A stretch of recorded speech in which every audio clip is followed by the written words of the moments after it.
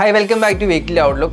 ഇന്ന് നമ്മൾ നോക്കാൻ പോകുന്നത് നെക്സ്റ്റ് വീക്കിലേക്ക് എൻട്രി ചാൻസ് കിട്ടാനുള്ള സോൺസ് ആണ് നമ്മളൊന്ന് എക്സ്പ്ലെയിൻ ചെയ്യാൻ പോകുന്നത്.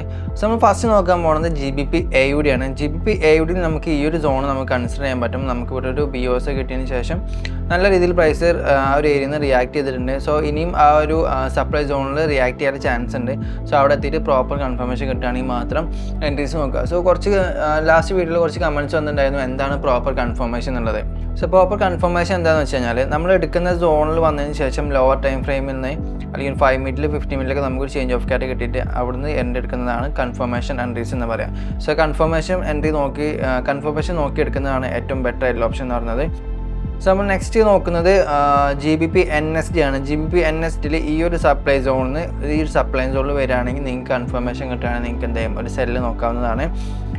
ഇൻ കേസ് ബ്രേക്ക് ആവുകയാണെങ്കിൽ ഈ ഒരു ഏരിയയിൽ നിന്ന് നിങ്ങൾക്ക് എന്ത് ചെയ്യാം സെല്ല് നോക്കാവുന്നതാണ്. നല്ല രീതിയിൽ ലിക്വിഡിറ്റി കാര്യങ്ങളെല്ലാം മാർക്കറ്റിൽ ക്രിയേറ്റ് ചെയ്തിട്ടുണ്ട്.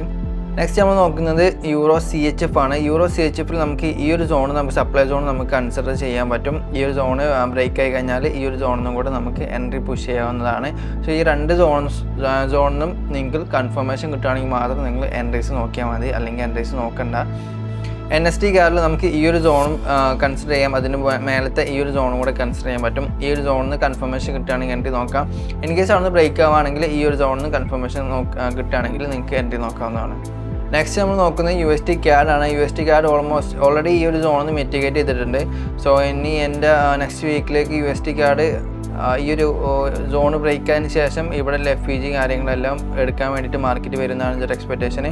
സോ അങ്ങോട്ട് വരികയാണെങ്കിൽ നിങ്ങൾക്ക് ഈ ഒരു ഏരിയയിൽ എത്തിക്കഴിഞ്ഞാൽ നിങ്ങൾക്ക് ഒന്ന് പ്രോപ്പർ കൺഫർമേഷൻ കിട്ടുകയാണെങ്കിൽ നിങ്ങൾക്ക് സെല്ല് നോക്കാവുന്നതാണ്. നെക്സ്റ്റ് നമ്മൾ നോക്കുന്നത് യൂറോ NSD ആണ്. യൂറോ NSDയിൽ ഈ ഒരു സോണിൽ നിന്ന് നിങ്ങൾക്ക് എൻട്രി നോക്കാം.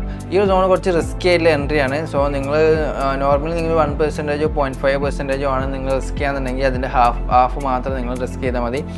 എക്സാമ്പിളായിട്ട് പറയുകയാണെങ്കിൽ നിങ്ങൾ 1% ആണ് റിസ്ക് ചെയ്യാന്നുണ്ടെങ്കിൽ ഈ ഒരു ട്രേഡിൽ നിങ്ങൾ ഈ ഒരു സോണിൽ നിന്ന് കിട്ടുന്ന ട്രേഡിൽ നിങ്ങൾ ഒരു 0.5 മാത്രം നിങ്ങൾ റിസ്ക് ചെയ്താൽ മതി. ഓക്കെ, നെക്സ്റ്റ് നമ്മൾ നോക്കുന്നത് യൂറോ JPY ആണ്. യൂറോ JPYയിലും ഈ ഒരു സോണൊന്നും കുറച്ച് റിസ്കി ആയിട്ടുള്ള സോണാണ്. കാരണം അതൊരു ന്യൂസ് ക്രിയേറ്റഡ് സപ്ലൈ സോണാണ്.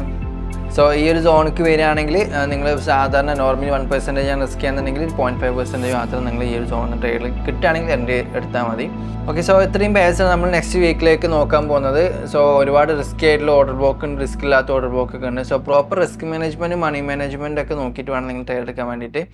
ഒരു ട്രേഡിൽ തന്നെ 5% 10% നിങ്ങൾ റിസ്ക് ചെയ്യരുത്. 1% ഒക്കെ മിനിമം നിങ്ങൾ റിസ്ക് ചെയ്യുക. ഫണ്ട് അക്കൗണ്ട്സ് ആണെങ്കിൽ 0.5% ഒക്കെ റിസ്ക് ചെയ്യുക. So thank you for watching this video.